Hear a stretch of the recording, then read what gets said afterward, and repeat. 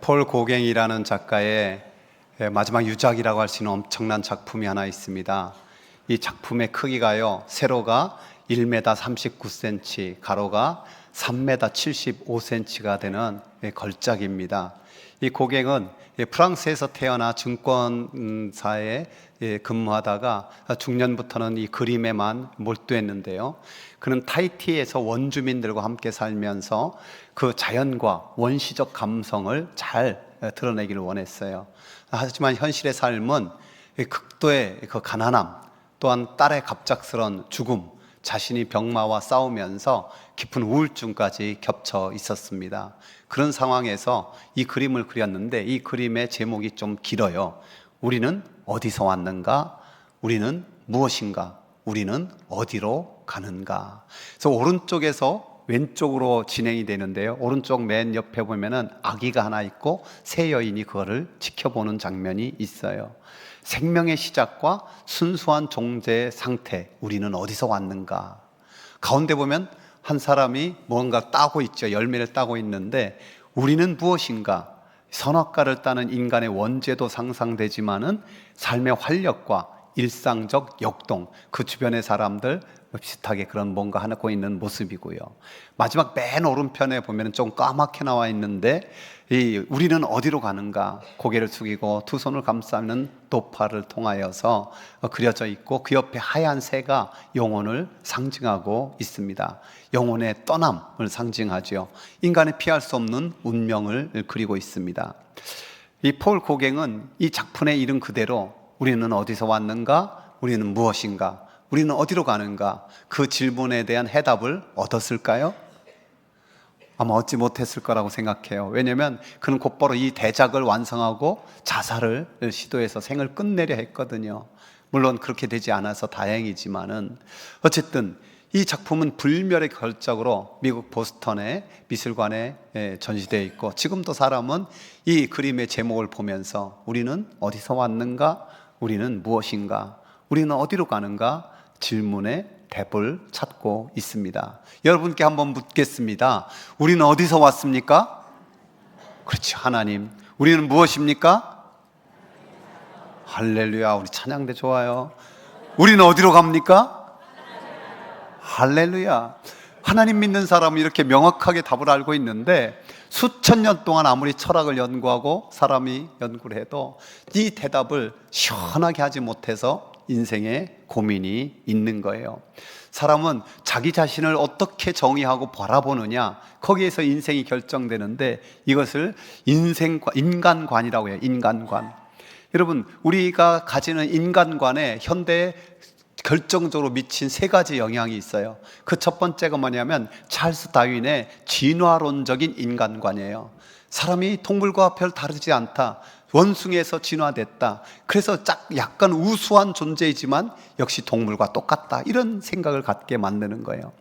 두 번째가 프로이드의 성적인 인간관입니다. 우리가 철저하게 성적 충동에 지배를 받고 있는 존재다. 그래서 여기서 더 나가면 남자로 태어나도 자기가 여자라고 생각하면 여자로 살아야 되는 것, 이렇게 나가는 거예요. 세 번째, 칼 마르크스의 경제적 인간관입니다. 우리가 경제적 동기에 의해서 조작되는 존재, 그래서 모든 것을 물질로, 돈이면 다 된다라는 그런 사고를 갖게 만드는 거예요. 이런 인간관의 영향으로 말미암아 육체와 돈과 쾌락, 이게 집착되는 세상을 만들어내고 있죠. 그래서 아무리 똑똑한 사람이라고 해도 자기가 어디서 와서 어디 묻던 존재며 어디로 가는지 끝까지 고민하고 허무와 좌절에 처하는 것이 보통 사람들의 인생입니다. 그래서 장깔백은 이런 말을 했어요. 창조주 하나님을 만나지 않고는, 창조주 하나님을 알지 못하고는 인간은 진정한 자기를 알 수가 없다. 사도 바울을 통해서 하나님은 이렇게 말씀해 주셨는데, 이 말씀을 같이 읽어봅시다. 전에는 여러분이 하나님을 알지 못해서 본디 하나님이 아닌 것들에게 종노릇을 하였지만, 지금 여러분이 하나님을 알 뿐만 아니라 하나님께서 여러분을 알아주셨습니다. 그런데 어찌하여 그 무력하고 천하고 유치한 교훈으로 되돌아가서 또다시 그것들에게 종노릇을 하려고 합니까? 하나님을 알지 못하고는 이 세상 철학과 이 세상 풍속, 이 세상이 말하는 그런 인간관에 종노릇하며 살게 된다는 거예요. 그런데 안타깝게도 하나님을 알면서도 자칫하면 우리가 이 세상 풍조에, 그 썩어질 것에, 그 하찮은 것에 종노릇할 수 있다는 것을 경고하고 있습니다. 저와 여러분이, 우리 자녀손들이 창조의 섭리 분명히 알아서 엉뚱한 것에 종노릇하는 것이 아니라 하나님께 속한 자로 살아갈 수 있길 축복합니다. 왜 하나님께서 우주 만물을 창조하셨을까요? 그것을 알기 위해서는 다른 것도 좀 살펴봐야 되는데, 우리가 어떤 교향곡이나 노래나 어떤 음악의 절정이라는 게 있잖아요. 그 절정을 위해서 작곡가나 연주가들은 온 힘을 다하여 심혈을 기울여 그것을 연주하려 하고 완성하려고 해요. 글도 마찬가지죠. 소설이나 수필이나 시나 어떤 한마디 절정을 말하고 싶기 위해서 그 모든 것을 쓰고 있는 거예요. 하나님께서 온 천지 만물을 창조하신 그 절정도 있어요. 하나님의 지혜와 그 신성을 모두 쏟아부어서 만든 거죠. 창조의 극치. 다른 모든 피조물들은 그저 말씀으로 만들었는데, 이 창조주의 절정인 피조물을 위해서는 삼위일체 하나님이 의논도 하셨어요. 그리고 어떻게 만드셨어요? 말씀을 직접 읽어봅시다. 하나님이 이르시되 우리의 형상을 따라 우리의 모양대로 우리가 사람을 만들고 그들로 바다의 물고기와 하늘의 새와 가축과 온 땅과 땅에 기는 모든 것을 다스리게 하자 하시고, 하나님이 자기의 형상 곧 하나님의 형상대로 사람을 창조하시되 남자와 여자를 창조하시고, 이 모든 것을 묵상해 보면요, 바로 사람을 만들기 위해 하나님이 천지 만물을 창조하셨구나 라는 것을 알게 돼요. 사람을 만들기 전에 사람이 살 수 있는 모든 여건과 형편을 하나님이 만들어 주셔서 먹을 것도 주시고 거할 것도 있게 하시고, 다른 모든 피조물을 만드셨을 땐 보시기에 좋았더라 하셨는데, 유독 사람을 만들고 나서는 보시기에 심히 좋았더라 감탄하셨죠. 여러분, 지금도 하나님께서 우리의 모든 필요를 준비하여 주시는 줄 믿습니다. 올해도 여호와 일에 은총이 있을 것을 믿습니다. 이 땅에 아기들이 탄생하기 전에 부모님들이 다 준비해 놓은 것처럼 우리 하늘 아버지는 더 잘 준비하실 줄 믿습니다. 폴 고갱의 이야기로 말씀을 전하기 시작했는데요, 참 이해하기 어려운 작품 중에 하나가, 예술 세계 중에 하나가 미술인 것 같아요. 여러분은 아니겠지만 저는 좀 그래요. 특별히 미술계에 완전 대전환을 이루는 작가가 피카소잖아요. 근데 저는 가끔 피카소의 작품이라고 보면은 이게 진짜 잘 그린 그림인가 그런 생각이 들어요. 그러나 어쨌든 이게 피카소의 진품이라고 하면은 어떤 습작도 몇 억 가고 어떤 거는 수십억, 수백억 가는 거 아닙니까? 그래서 어떤 작가의 어떤 작품이냐가 참 중요한 거예요. 여러분, 사람은 누구의 작품입니까? 그렇습니다. 우리는 공장에서 찍어낸 상품이 아니에요. 하나님이 한 영혼 한 영혼 곱게 빚어낸 하나님의 작품이에요. 이것을 명심해야 돼요. 한번 고백해 봅시다. 사람은 상품이 아니라 하나님의 작품입니다. 그래서 우리 기독교는 한 영혼이 천하보다 귀하다라고. 왜? 하나님의 고귀한 작품이니까. 그래서 이 진리를 알았던 다윗은 이런 고백을 하는데요, 주께서 내 내장을 지으시며 나의 모태에서 나를 만드셨나이다. 내가 주께 감사함은 나를 지으심이 심히 기묘하심이라. 주께서 하시는 일이 기이함을 내 영혼이 잘 아나이다. 하나님의 작품, 너무 하나님이 기묘하게 나를 지으셨습니다. 그래서 그는 하나님께 이런 고백과 감탄을 올려드려요. 함께 읽어봅시다. 사람이 무엇이기에 주께서 그를 생각하시며 인자가 무엇이기에 주께서 그를 돌보시나이까. 그를 하나님보다 조금 못하게 하시고 영화와 존귀로 관을 씌우셨나이다. 아멘. 사랑하는 성도 여러분, 우리가 하나님의 형상대로 기묘하게 지으심을 받았다는 사실을 항상 잊지 않길 원합니다. 우리에게 영화와 존귀와 관을 씌우시기 원하시는 하나님의 작품임을 저와 여러분이 꼭 기억할 수 있길 축복합니다. 한번 고백해 보겠습니다. 나는 하나님의 작품입니다. 우리 옆 사람 축복합시다. 우리는 하나님의 걸작품입니다. 할렐루야. 하나님께서 이렇게 천지 만물을 창조하시고 하나님 형상대로 사람을 만든 목적이 있어요. 그것을 알기 위해서 우리는 하나님이 첫 번째 하신 일에 좀 주목할 수 있어야 돼요. 하나님이 그들에게 복을 주시며 어떤 일을 명령하기 전에, 어떤 사명을 주시기 전에 첫 번째 한 일이 뭐예요? 복을 주신 거예요. 복을 주신 거예요. 새해 여러분 복 많이 받으세요라는 인사 많이 하고 많이 받았잖아요. 무슨 복 받기 원합니까? 어떤 건강, 어떤 분은 재물, 어떤 분은 자식들이 잘 되는 것, 행복한 가정 등등 있을 거예요. 근데 제가 수없이 말하지만은 어떤 결과보다도 원인을 좀 붙잡을 수 있기 바랍니다. 단순히 열매보다도 그 뿌리, 근원을 제대로 붙들어야 돼요. 자칫하면 우리가 결과, 그 열매만 바라보고 싶거든요. 근원 뿌리를 붙잡아야 그 열매, 결과는 저절로 나오게 되는 거예요. 하나님 마음에 맞았던 다윗은 이런 고백을 하거든요. 내가 여호와께 아뢰되 주는 나의 주님이시오니 주밖에는 나의 복이 없다 하였나이다. 하나님이 나의 주인이십니다. 그 고백과 함께 하나님밖에는 나의 복이 없다라고 고백하는 거예요.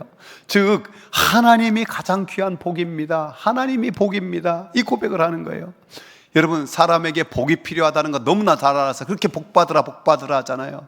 근데 이걸 모르는 거예요. 하나님이 필요한 것을 모르는 거예요. 하나님이 복인 것을 모르는 거예요. 사람이 하나님 있을 때 든든하고 하나님 품에 안전하고 하나님 안에 평안을 있고 하나님이 전부인 것을 모르는 거예요. 어린 자녀들 생각해 보십시오. 부모님이 있어야 평안하고 부모님이 있어야 든든한 거 아닙니까? 그래서 성경이 이렇게 말씀하는 거예요. 함께 읽어봅시다. 이러한 백성은 복이 있나니 여호와를 자기 하나님으로 삼는 백성은 복이 있도다. 아멘. 다시 한번 사람이 하나님의 형상으로 만드신 목적을 살펴보겠습니다. 하나님 형상으로 만들었다, 모양대로 만들었다, 닮았다라는 거잖아요. 그럼 닮았다라는 게 뭘까요? 우리가 부모님을 닮았잖아요. 우리 자녀들이 우리를 닮았잖아요. 외모만 닮은 게 아니라 보면 식성도 닮고 걸음걸이도 어떻게 지혜비랑 똑같냐 뭐 이렇게 말도 하고 또 성격이나 뭐 이런 게 많이 닮아요. 하나님을 닮았다라는 것도요, 좀 나눠보면 한 4가지를 발견할 수 있는데, 첫 번째, 영성을 닮은 거예요. 영적인 존재만이, 인간만이 영적인 존재라는 거예요. 그래서 영이신 하나님과 교제할 수 있는데, 성경은 그래서 이렇게 말씀하죠. 창조를 좀 더 자세하게 설명해서 여호와 하나님이 땅의 흙으로 사람을 지으시고 생기를 그 코에 불어넣으시니 사람이 생명이 되었다. 그래서 육신은 흙으로 와서 흙으로 가야 되고 영혼은 하나님께로 가야 되는 영적인 존재예요. 두 번째, 사람이 지성이 닮은 거예요. 동물과 식물들에게 이름을 붙여주고 또 창조된 자연 질서를 유지하게 하는 지성이 있는 거예요, 사람에게.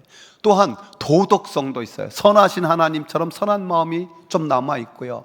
또한 선악을 알게 하는 나무 열매 먹지 말라, 그 지켜야 될 율법, 도덕성이 있는 거예요.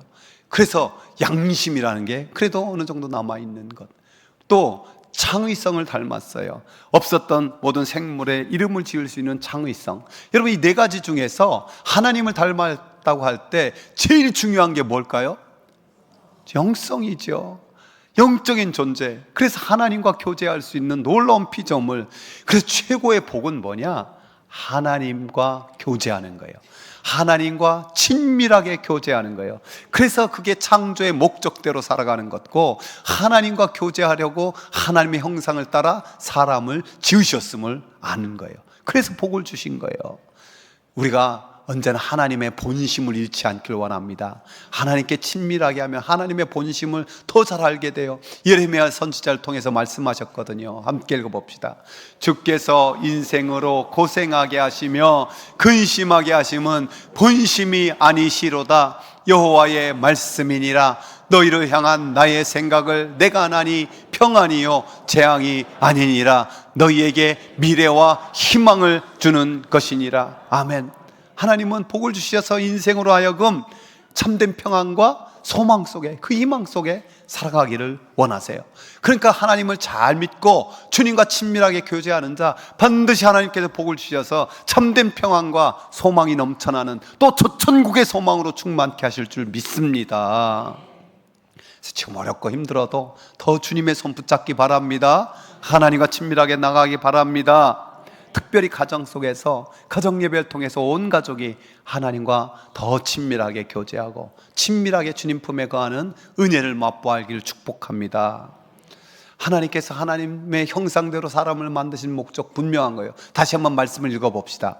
하나님이 그들에게 복을 주시며 하나님이 그들에게 이르시되 생육하고 번성하여 땅에 충만하라. 땅을 정복하라. 바다의 물고기와 하늘의 새와 땅에 움직이는 모든 생물을 다스리라 하시니라. 하나님께서 먼저 복을 주시고 그 복을 통하여 생육하고 번성하고 또 모든 것을 다스리라고 명령하고 계십니다.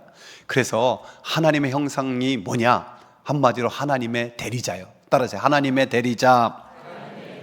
하나님의 대리자.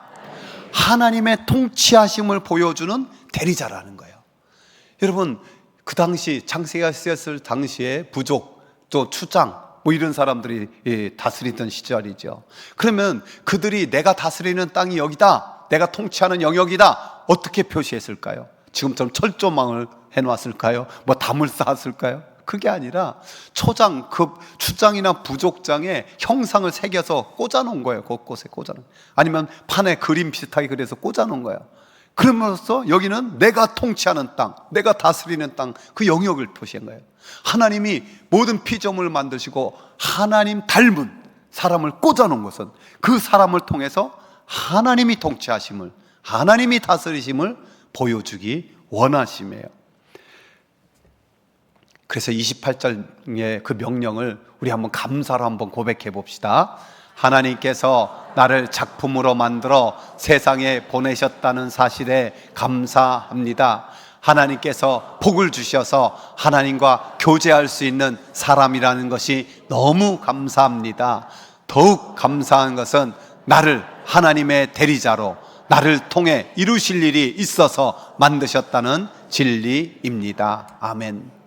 이 사실을 깨달은 하나님의 대리자는 이 창조 질서를 파괴하고 그저 내 뜻대로 한다는 것, 이게 아니라 오히려 하나님 뜻대로 섬기면서 선하게 관리하는 청지기로 살아가는 거예요. 그래서 이런 진리를 아는 사람은 축복하게 돼 있어요. 축복하게 돼 있어요. 다른 사람들, 여러분, 우리가 분명히 새해부터 결심할 것 중에 하나는 제가 새벽에도 말씀드렸듯이 사람이요 절대로 잔소리로 안 바뀌어요. 잔소리의 정의 알죠? 맞는 말이지만 기분 나쁘게 하는 것. 기분 나쁘게 하면 절대로 안 바뀌어요. 그러니까 축복하고 칭찬해야 바뀌는 거예요.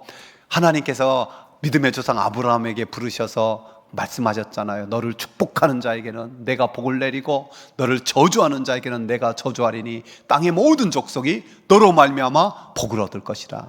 여러분, 저 앞에 부분, 맞아, 나를 축복하는 자에게 축복하고 나를 저주하는 자에게는 저주를 내리고 세상 나 중심으로 돌아가는 거야. 그게 아니라 방점은 저 뒤에 있어요. 땅의 모든 족속이 너로 말미암아 복을 받으리라.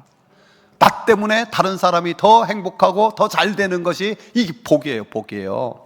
그래서 이 진리를 아는 자들은 자녀들에게 공부해서 남주냐 이러지 말고 오히려 바꿔 말해야 돼요. 공부해서 남주자. 자녀가 있으면 한번 축복해 보세요. 시작. 공부해서 남줘라. 여러분이 돈 벌어서 역시 남주기를 바라요. 아멘이 없네. 은혜 받아서 남주시기 바랍니다.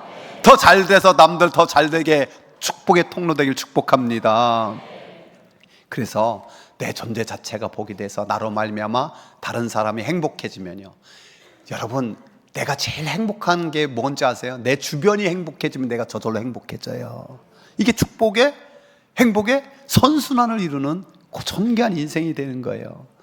한평생 믿음으로 너를 통하여 천하 만민이 복을 받으리라. 이 아브라함 생애는 그렇지만 결코 녹록지 않았잖아요. 그 믿음의 첫 세대 얼마나 힘들었어요. 더군다나 아내 사라가 먼저 죽고 말아요. 그래서 그 사라의 무덤을 헷족속에게 구하는데요, 그 헷족속이 무덤 사겠다니까 이렇게 말해요. 읽어봅시다. 내 주여 들으소서. 당신은 우리 가운데 있는 하나님이 세우신 지도자이시니 우리 묘실 중에서 좋은 것을 택하여 당신의 죽은 자를 장사하소서. 우리 중에서 자기 묘실에 당신의 죽은 자 장사함을 금할 자가 없으리라. 아브라함에게 뭐라 불러요? 우리 가운데 있는 하나님이 세우신 지도자. 아브라함이 처절한 상황 가운데서도 하나님을 나타내 보였기 때문에 우리 가운데 있는 하나님이 세우신 지도자라는 이 귀한 명칭을 받게 된 거예요. 사랑하는 성도 여러분, 저와 여러분이 하나님의 형상대로 지음받아 하나님과 친밀하게 교제하고 또 하나님의 대리자로 이 땅에 세우셨으니 저와 여러분을 통해서, 우리 자녀들을 통해서 하나님이 나타내 보일 수 있기를 축복합니다. 성경의 역사는요, 우리가 좀 단순하게 네 가지로 말하면 이렇게 나올 수 있어요. 하나님이 세상을 창조하였는데 인간이 타락했어요, 죄로 말하며. 그래서 우리는 예수 그리스도의 구속의 은혜가 필요하고 언젠가 마지막이 올 거예요. 이것을 하나님 형상으로 그대로 표현할 수 있는 거예요. 우리는 하나님 형상으로 창조되었어요. 그런데 죄를 범함으로 하나님의 형상이 파괴된 거예요. 이게 타락이에요. 예수 그리스도의 구속의 은혜로 하나님 형상이 회복된 거예요. 그리고 마지막 종말에 그 하나님 형상이 완성될 거예요. 믿습니까? 그래서 사도 바울은 이를 통해서 우리가 구원받은 목적, 삶의 목적을 이렇게 말씀하고 있어요. 같이 읽어봅시다. 하나님이 미리 아신 자들을 또한 그 아들의 형상을 본받게 하기 위하여 미리 정하였으니 이는 그로 많은 형제들 중에 맏아들이 되게 하려 하심이라. 여러분, 그 아들, 그 누구예요? 예수님. 예수님의 형상을 본받게 하기 위해서 우리를 구원한 거예요. 여러분, 이게 로마서 8장 29절인데 로마서 8장 28절 잘 알죠? 무슨 말씀입니까? 몰라요? 모든 것이 합력해서 선을 이루느니라. 너무 잘 알아요. 우리는 그 말씀만 좋아해요. 롬파리팔 해가지고 모든 것이 합력해서 선을 이룰 거라. 근데 왜 하나님이 모든 것을 합력해서 선을 이루게 하느냐? 그 아들의 형상을 본받게 하기 위해서 그런다는 거예요. 하나님의 형상을 가진 우리가 예수님으로 회복되었으니 이제 온전히 주님을 닮은, 주님의 형상을 닮은, 그래서 그분이 우리의 큰오빠, 큰형님, 맏아들 되게 하려 하십니다. 말씀하고 계세요. 그래서 우리가 궁극적으로 부활 때는 어떻게 변화되느냐? 우리가 흙에 속한 자의 형상을 입은 것 같이 그 흙으로 돌아가야 돼요. 그렇지만 또한 하늘에 속한 이의 형상, 누구예요? 예수 그리스도 형상을 입으리라. 할렐루야. 우리가 주님의 형상을 이제 완전히 회복하는, 그 회복의 완성을 이루는 그런 자로 세워질 거예요. 그렇다면 우리의 사명이 뭐냐? 우리의 사명도 분명해요. 내가 주님의 형상 더 닮는 것이 사명이고 또 나와 내 자녀손들이 그렇게 되도록 돕는 자가 되는 것이 사명인 거예요. 그래서 사도 바울이 이렇게 자기의 사명을 표현하고 있어요. 함께 읽어볼까요? 나의 자녀들아, 너희 속에 그리스도의 형상을 이루기까지 다시 너희를 위하여 해산하는 수고를 하노라. 나의 사랑하는 자녀들아, 너희 속에 그리스도의 형상, 예수님의 형상을 다 이루기까지 내가 다시 애낳는 고생, 그 해산의 수고를 계속한다라고 말씀하고 있어요. 제가 올해 가정 예배 드리자 이렇게 애토록 그냥 외치는 것이 뭐냐? 바로 이것을 가정에서 하자는 거예요. 우리 자녀손들의 그리스도의 형상을 이루기까지 우리가 애쓰고 힘써서 이 일을 이루자라는 거예요. 저와 여러분이 함께 할 수 있기를 바랍니다. 미국의 설교학자인 이 웨이드 휴이라는 교수가 있는데요, 그분이 자기의 일생을 통해서 자기가 가장 큰 감동받은 사건, 또 가슴 깊이 새기고 있는 말, 이거를 들어오고 있어요. 자기가 16살 때 그 대도시로 나오게 되는데 부모님들이 한없이 걱정하더라는 거예요. 제가 저기에 가서 저 음란하고 쾌락 넘치고 마약 쉽게 접할 수 있는 저런 상황에서 어떻게 믿음 지키고 유혹에 넘어지지 않을 수 있을까? 그래서 부모님들의 걱정을 잘 알고 있었는데 부모님들이 자기가 떠날 때 아마 이런 걸 주지 않았을까? 하지 말아야 될 목록, 해야 될 목록, 그 리스트를 하지 말아야 될 것, 해야 될 것 쫙 적어서 주지 않을까? 근데 그런 거 안 주시더래. 딱 한마디만 하더래. 사랑하는 아들, 너는 우리의 사랑하는 아들임을, 우리의 사랑받는 아들임을 잊지 마라. 잊지 마라. 그것이 자기에게 너무 귀한 충고였고, 자기는 언제나 내 부모님의 사랑받는 자녀지, 이것을 기억하면서 살았다는 거예요.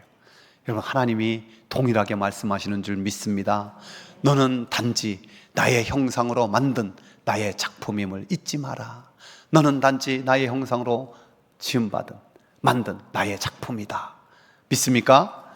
우리 한번 고백해 봅시다. 우리는 하나님 형상으로 만드신 하나님의 작품입니다.